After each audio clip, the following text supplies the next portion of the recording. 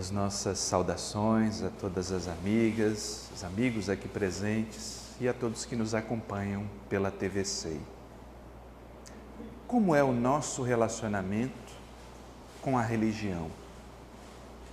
Por que será que os homens e mulheres de todas as épocas e todos os tempos buscaram, de certa forma, organizar-se para contemplar o divino, dando o nome a essa busca de religião?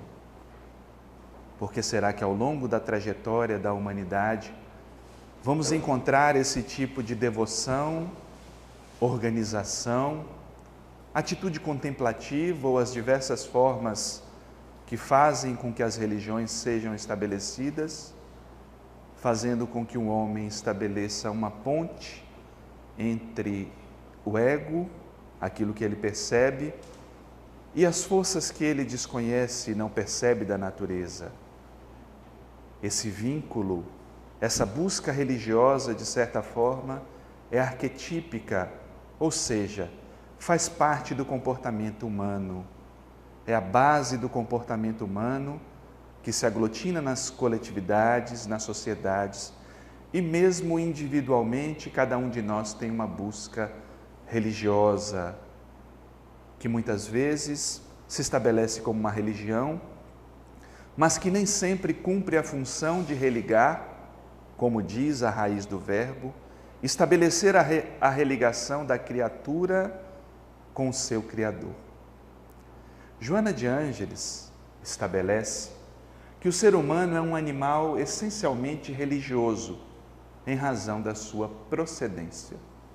Mesmo nos hábitos mais modestos, assim como nos convencionais, encontram-se os atavismos da religiosidade que lhe é inata. Somos seres religiosos. E isso tem até uma certa lógica, uma razão de ser, porque se somos criados por Deus, essa ligação, a princípio inconsciente, ela tem que se tornar consciente à medida que evoluímos. À medida que vamos tomando conhecimento da vida, tomando consciência das leis da vida e da vida como um todo, é natural que em algum momento nos questionemos e nos voltemos para o Criador, para estabelecer esse elo de forma agora consciente. O elo nunca se perde. O que modifica nessa trajetória é a consciência do homem que volta o seu olhar para tudo aquilo que transcende o ego. Por isso, essa religiosidade é inata ao ser humano. E porque inata individualmente, vamos coletivamente nos organizando para vivenciá-la, para estruturá-la. Por isso que vemos organizações religiosas desde as mais remotas eras da antiguidade. A princípio, quando o homem era eminentemente agrícola, ele verificava os deuses na sua função agrícola, pensava que os deuses provinham os alimentos e pensava também que os deuses os puniam de acordo com o seu tipo de atitude, e as religiões começavam a fazer sacrifícios para que aqueles deuses fossem agradáveis aos seres humanos, para que fossem agradáveis ao seu povo quando estava na guerra ou quando estava plantando. E ali começavam os pródromos de uma religião, não encontrando Deus ainda no seu mundo íntimo, tinha a necessidade de vivenciá-lo fora de si mesmo. A religião era uma forma disso. E as outras culturas, umas mais contemplativas, como as orientais, outras mais reflexivas, outras mais filosóficas, vão vivenciando fórmulas religiosas, cada uma a seu turno, porque o ser humano, mesmo nos hábitos mais modestos, ele encontra e traz os atavismos da sua própria religiosidade que lhe é inata. Sendo criatura divina, ele deve se reconectar com Deus. Por isso mesmo, a religião passa a fazer parte de toda essa trajetória humana. Mas se é verdade que encontramos muitas respostas, Muitas vezes essas próprias religiões foram fontes de muitos conflitos da criatura humana. Tudo isso por conta da sua própria inconsciência. Mircea Eliade, que é um grande estudioso das religiões, estabelece que nos níveis mais arcaicos de cultura, viver como um ser humano é, em si, um ato religioso, pois a alimentação, vida sexual e trabalho possuem um valor sacramental. Por outras palavras, ser, ou antes, tornar-se um homem, significa ser religioso. E é interessante ver como um estudioso da religião, da psicologia, traz esse mesmo conceito da religiosidade inerente ao ser humano. E quantas vezes nós mesmos dizemos inconscientemente: a minha alimentação é sagrada, esse horário é sagrado, o meu sono é sagrado. E sem nos darmos conta, vamos mostrando de certa forma a nossa natureza religiosa, de venerar, de considerar valor naquele ato e nas mínimas questões e mínimas ações da vida, reverenciar forças que estão acima do ego, além do ego. Por isso mesmo, essa necessidade religiosa faz parte da própria psique. A alma é religiosa.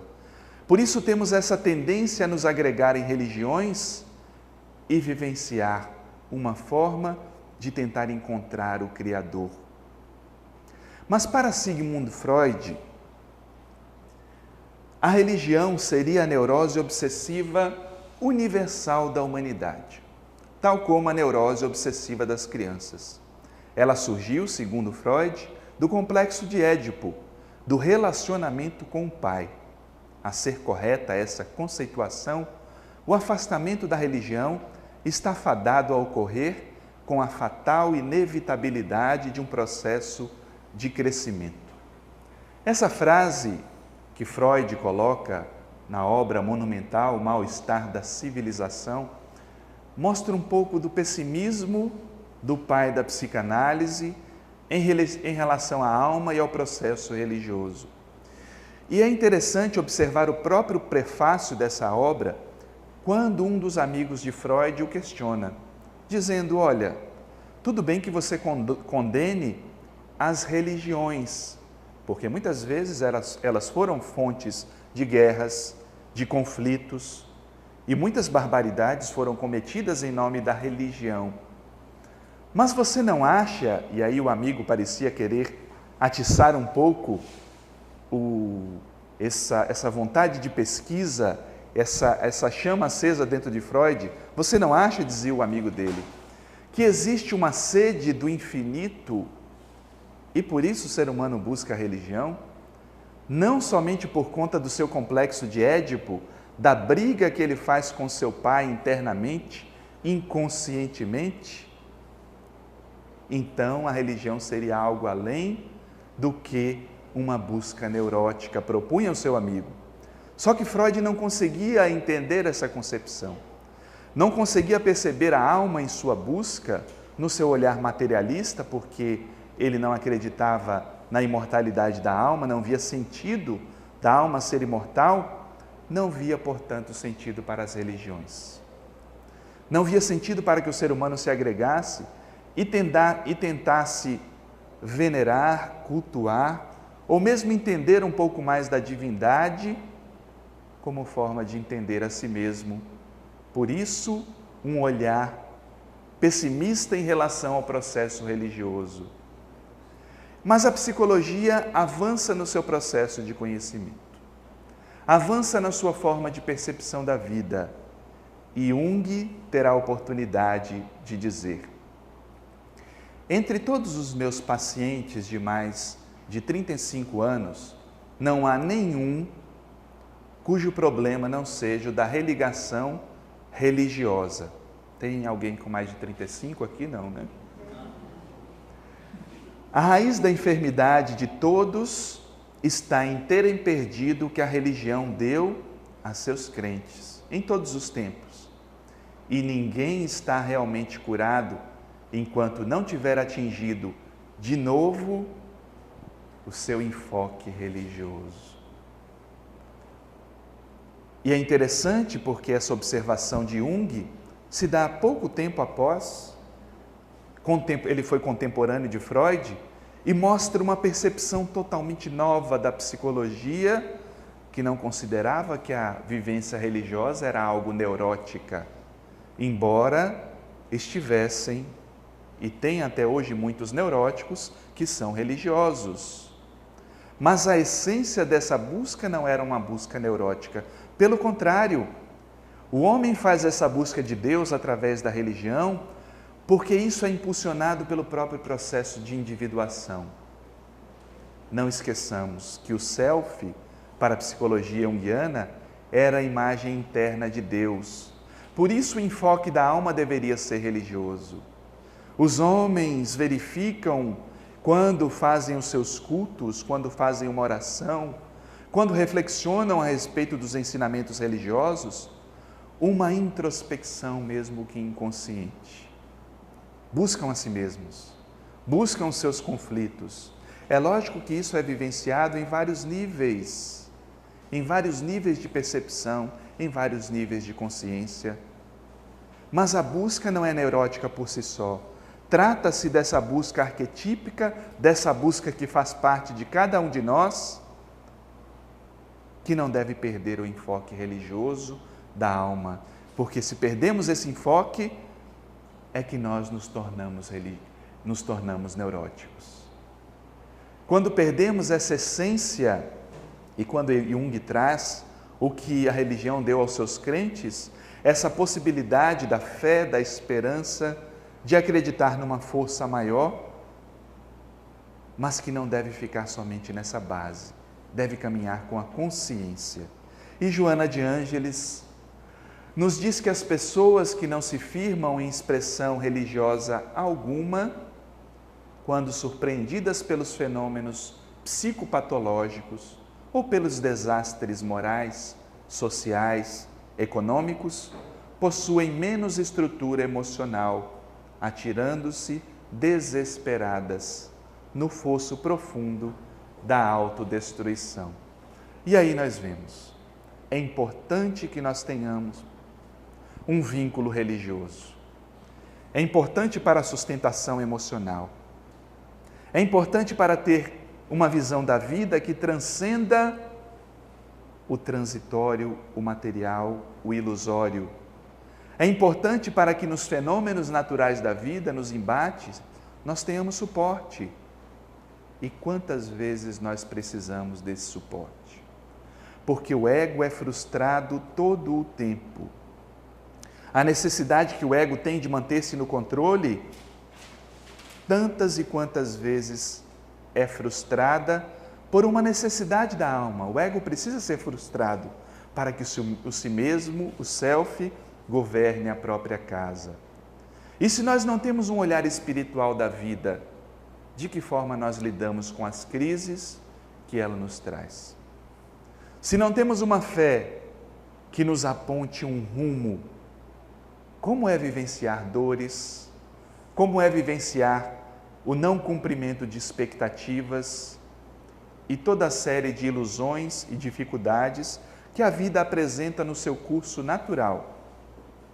Porque se a trajetória do espírito é o seu processo de individuação, o seu processo de encontro consigo mesmo, ele tem que ter estruturas para lidar com o ego frustrado a todo instante. E aí Joana chama a atenção de um ponto importante. De que forma nós vivemos o nosso vínculo religioso? Serve apenas de um contexto social, porque eu vou e as pessoas estão ali, é bom participar de um convívio social.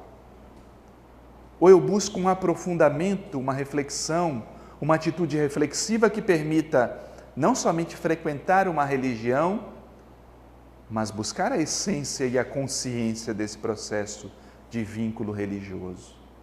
Porque o mal não está numa religião específica, mas na forma como o ser humano vivencia essa religião.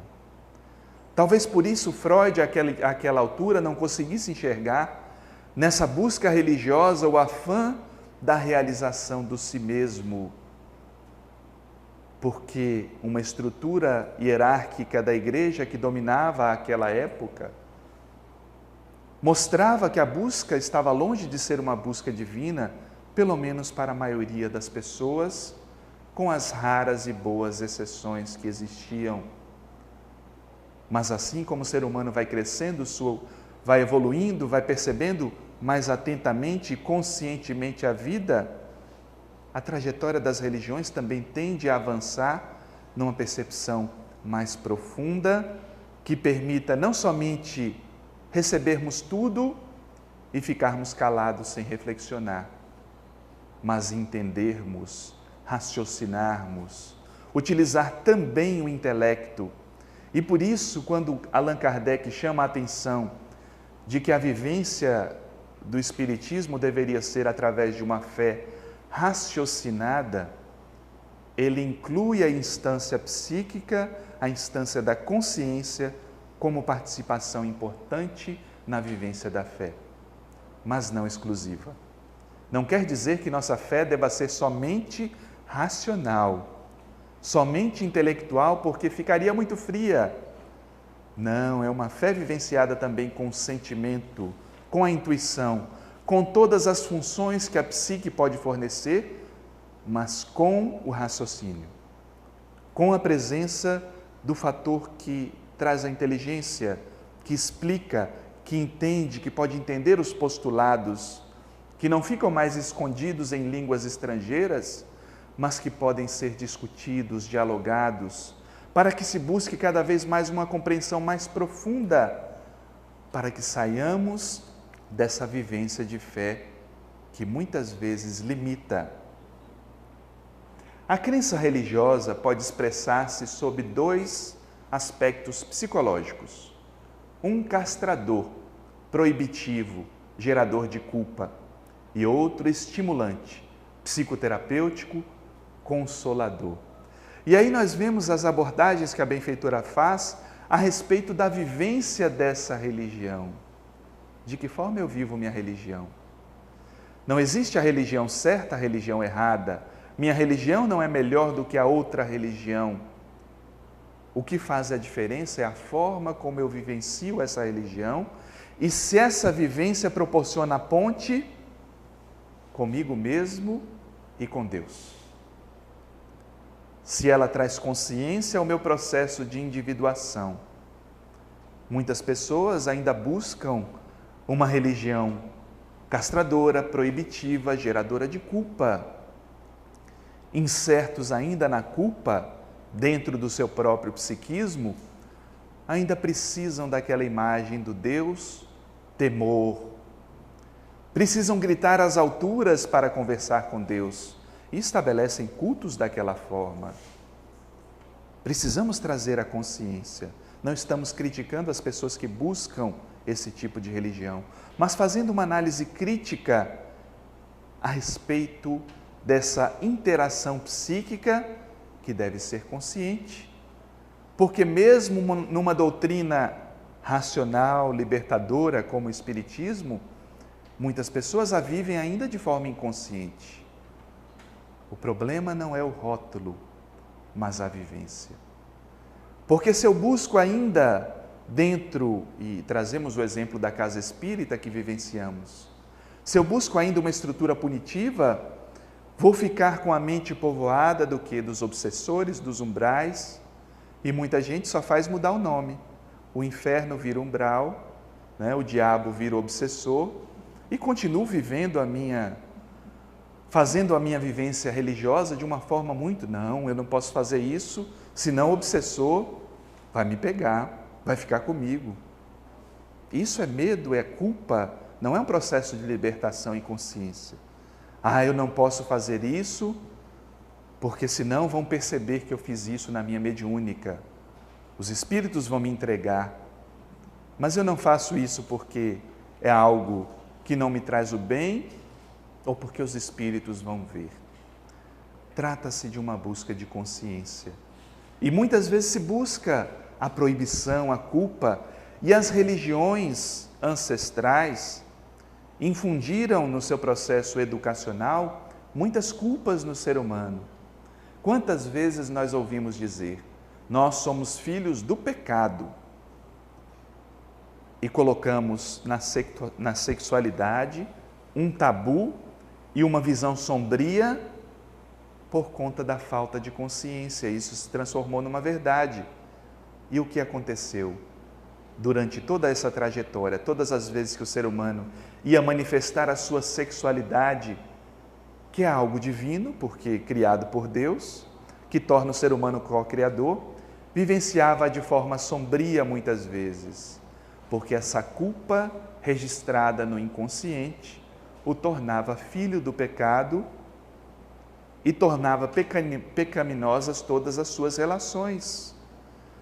Essa troca de energias, claro que deve existir o fator ético, mas quando começamos a vivenciar algo muito natural do ser humano de forma proibitiva, castradora, estamos criando conflitos sérios na psique que permanecem na sombra e que têm sua vazão de forma sombria. Estão aí os conflitos da sexualidade para comprovar.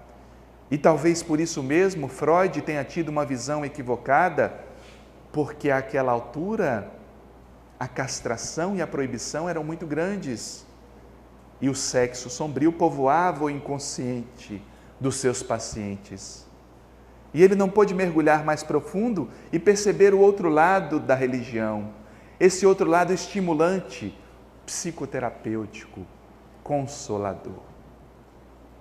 Quantas pessoas foram consoladas pela religião, que tiveram a perda de entes queridos, a desencarnação de entes queridos, e não sabendo suportar a falta física, conseguiram consolo através da religião. Psicoterapêutico, porque essa criatura que se vê desesperada e não encontra soluções no ego em desalinho, quando para reflexionar, ouve a voz da intuição, ouve a voz das entidades espirituais que o cercam mesmo através da força do pensamento e consegue ânimo e forças para superar-se, para vencer, para estabelecer novas metas e passar por problemas e crises sob um outro olhar, sob uma nova visão. Qual é a religião que eu escolho viver? De que forma é a minha vivência religiosa? É essa que permanece no medo, na culpa, nesse Deus da castração e punição? Ou é um Deus libertador, mas que coloca a responsabilidade para cada um de nós seguir o seu processo e fazer a jornada que cumpre a cada um? Certamente são muitos os conflitos e transtornos psicológicos desencadeados pela fé religiosa totalitária, excessivamente dogmática, imperiosa, por inibir os valores da personalidade e bloquear o discernimento da psique. E aí nós vemos até hoje como busca se castrar o ser humano. É lógico que para alguns aspectos, mesmo essa busca traz benefícios, porque eu transfiro uma energia psíquica que poderia estar direcionada ao vício, aos crimes, à violência, e passo a vivenciar a forma da culpa. Claro que algumas pessoas se beneficiam desse processo ainda, mas não é o ideal da vivência religiosa. Podemos ir além. E a vivência totalitária deixou muitas marcas. Muitas pessoas hoje buscam e vivem de forma intensa o materialismo por conta dessas vivências castradoras no passado, em outras existências. Mas não podemos esquecer de que quem construiu toda a história da religião fomos nós. Não somos vítimas desse processo. Somos corresponsáveis do estabelecimento da religião e muitos de nós estivemos nessas fileiras religiosas que promovemos as guerras.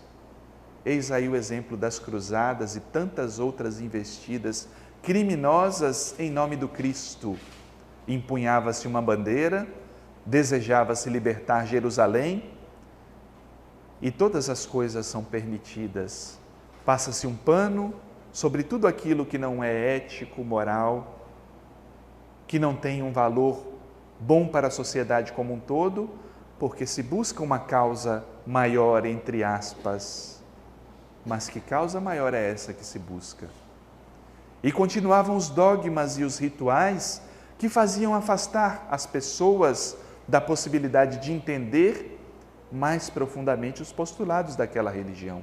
Durante muito tempo, as próprias festividades e os cultos religiosos eram feitos em línguas estrangeiras, eram feitos em latim, sendo que a maioria das pessoas não entendia latim. Fazia-se aquilo de forma mecânica, automática. Mas religião vivida sem consciência, ela pode ter até um certo efeito gregário, mas não é um fator que impulsiona de forma intensa o ser humano à autodescoberta, porque para nos autodescobrir nós precisamos do ego, precisamos da consciência, para que ele viva esse processo como um todo. Lógico que isso é impulsionado pelo inconsciente, pelo self, pelo espírito que somos, mas precisamos desse fator luminoso da religião. Precisamos nos desvincular desse dogmatismo, desse imperialismo que vai inibindo os valores da própria personalidade. Eu não faço a coisa porque é pecado. E o padre, o pastor ou quem quer que seja disse que é pecado e é proibido, eu não posso fazer. Enquanto a mente deve compreender por que não deve ir por este ou aquele caminho. Deve ter consciência para que isso faça parte do seu processo de individuação. Quando vivenciada de forma saudável, a religião oferece reflexões e aprofundamentos luminosos. Estabelece parâmetros de segurança através da contribuição dos estudos científicos que demonstram a realidade dos postulados doutrinários. E aí nós chegamos no ponto da consciência. Por que Allan Kardec falava tanto dessa vivência da doutrina espírita que não deveria se afastar da ciência? Porque à medida que vamos avançando, as comprovações científicas se aproximam das leis de Deus. Não que a ciência materialista possa comprovar tudo aquilo que nós recebemos por intuição, por percepção mediúnica, mas um dia esses postulados se encontrarão como um todo. E por isso mesmo, devemos vivenciar a religião de forma saudável, porque isso proporciona que os aspectos luminosos venham à tona. Luminoso diz respeito à consciência maior, que de certa forma traz um encantamento ao ego, como se fôssemos tomados por uma força maior, uma força superior, e dá um impulso ao ego para que ele faça o caminho e a construção de estrada, a ponte que conecta o ego ao self. E quantas pessoas são tomadas por esses eventos luminosos em eventos e manifestações religiosas? São transformadas porque são apoderadas daquela força que conduz a nossa existência e se deixam dominar por uma nova atitude, uma nova forma de percepção. Um dos exemplos clássicos é o encontro de Saulo de Tarso com Jesus. Quando cai do cavalo e é tomado por aquela luz. E aquilo mostra, de certa forma, bem o estágio do ego quando faz o encontro com o self. Senhor, o que queres que eu faça? Eis a atitude de um ego que responde de forma positiva a um evento luminoso. Ele poderia ter tido outras respostas, poderia negar, poderia correr, mas a partir daquele instante ele resolve transformar-se e ter uma atitude diferente, o que não o poupou de crises, sofrimento, desafios. E é isso que às vezes as pessoas não entendem quando buscam uma religião. Querem uma transformação imediata. Ah, mas essa religião não está adiantando não, porque eu vou participar das doutrinárias, tomo passe, participo de sala mediúnica, mas meu marido continua do mesmo jeito, meus filhos continuam mal educados, todas as crises e questões humanas seguem da mesma forma, meu salário não aumentou e por aí vai. As questões do ego povoando a minha busca religiosa. Isso é imaturidade. Isso é uma busca de transferência de responsabilidade, porque as questões materiais, o self está pouco preocupado com elas. Está pouco preocupado porque o que interessa para ele é a conexão e a vivência, a minha resposta às vivências que eu tenho.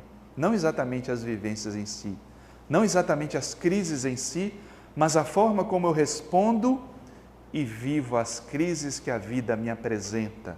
Isso mostra grandeza. Por isso mesmo essa vivência religiosa, ela deve ultrapassar os dogmas e rituais, encontrar esclarecimento, encontrar a lógica, encontrar razão e unir essas forças todas dentro do nosso processo de individuação. Trazer isso para o ego, o enfrentamento de tudo. Como é que eu enfrento minhas crises? Na hora da crise, na hora da dor, eu tenho a mesma fé, eu tenho a mesma intensidade de fé. Quando estou no momento tranquilo e sereno, como é essa vivência, como é essa diferença? Porque se essa fé é diferente, talvez eu preciso reflexionar um pouco mais a respeito do tipo de religião que eu busco e da forma como eu busco essa religião. Se eu busco espíritos que resolvam os meus problemas, talvez eu precise reflexionar um pouco mais a respeito da minha responsabilidade pessoal nas escolhas que eu faço. Porque se consideramos a vida justa como um todo, o panorama que nós vivenciamos traz a sua justiça, mesmo que não a entendamos ainda, mas uma justiça propulsora de um processo maior. Mede-se a capacidade da fé religiosa pela maneira como são enfrentadas as vicissitudes e recebidas as provações por aquele que a possui. Nós temos aí uma medida exata de como é a nossa vivência religiosa. Como essa vivência faz com que eu perceba todo um contingente existencial que eu faço parte, as minhas relações, o meu trabalho, a dinâmica do dia a dia, como é essa vivência no dia a dia?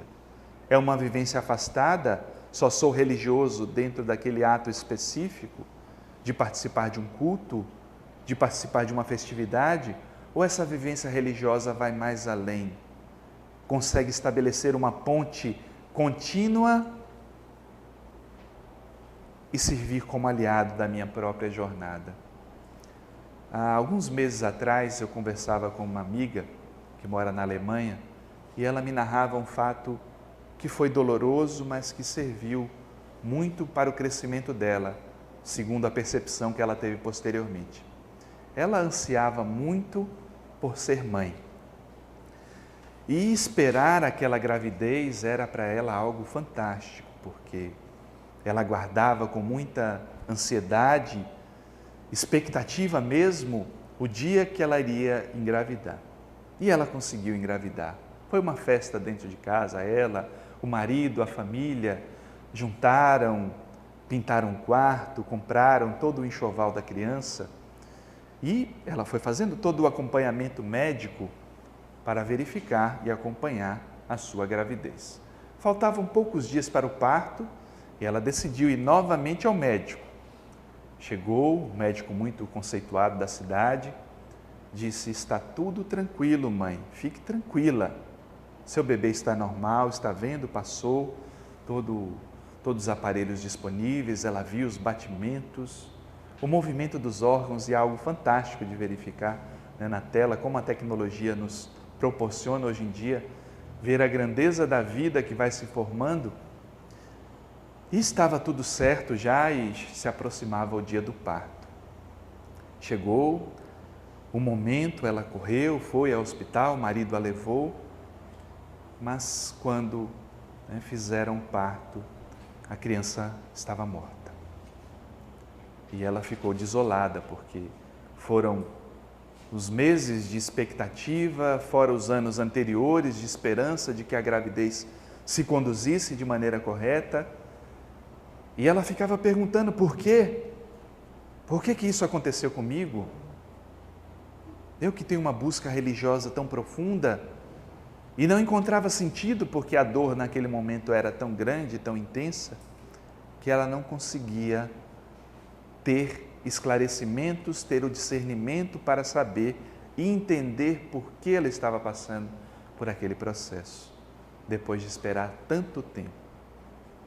O marido dela chegou, e ela muito chorosa, e ela perguntou para o marido: você sabe, você tem alguma luz de que por que Deus está fazendo isso com a gente? E o marido dela deu a seguinte resposta: meu bem, quando Deus diz para pular, a gente só pergunta para Ele a altura, mas a gente pula.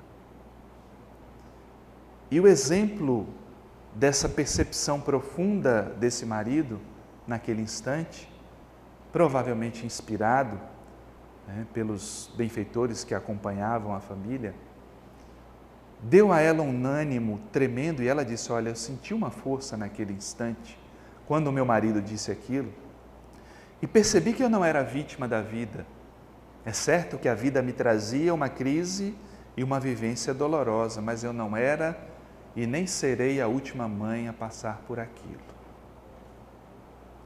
2 anos depois ela conseguiu ter um filho e percebia que naquele ciclo ela tinha vivenciado e aprofundado a compreensão de muitas coisas. Conseguia agora esclarecer e perceber que aquela crise que ela vivia provavelmente tinha reminiscências do passado, do seu passado espiritual e também da criança que reencarnaria e que precisava daquela frustração inicial, até mesmo para valorizar mais a vida futura que viria a receber. Era um processo educativo, não era punitivo. Era um processo que tentava trazer a profundeza da percepção, uma percepção mais ampla da vida, não uma percepção limitada e castradora que buscamos por muito tempo na religião. Por isso essa religião deve ser medida pela forma, a fé religiosa deve ser medida pela forma como nós enfrentamos as vicissitudes e crises da vida. Elas dão uma real dimensão de como está o nosso processo e a nossa vinculação religiosa. E se a tua é a verdadeira fé, aquela que remove obstáculos, as ocorrências desagradáveis não são perniciosas, mas servem para fazer-te crescer, para que conquistes mais espaço espiritual e enriquecimento interior. Eis a proposta da religião. Uma religião que vai além dos dogmas, além de tudo que está estabelecido, mas convida a consciência de cada um de nós. O homem sempre buscou a religião como forma de venerar a Deus, como forma de tentar entender o desconhecido, como forma de tentar fazer uma conexão com aquilo que o ego não consegue perceber, não consegue admitir, não consegue ver a lógica dos acontecimentos. Mas é preciso, nos dias atuais, no momento em que vivemos, que a nossa religião seja vivida de forma cada vez mais consciente. E se Allan Kardec propõe que a doutrina espírita seja, e efetivamente o é, a fé que nos permite encarar face a face todos os períodos da história, tragamos isso para a nossa história pessoal. e encaremos todos os fatos da nossa história pessoal através de um olhar religioso mais amplo, que permitam observar não somente através das lentes do ego, mas das lentes da vida que nos impulsiona para um processo mais amplo e profundo de autodescobrimento. Ficamos por aqui desejando uma boa semana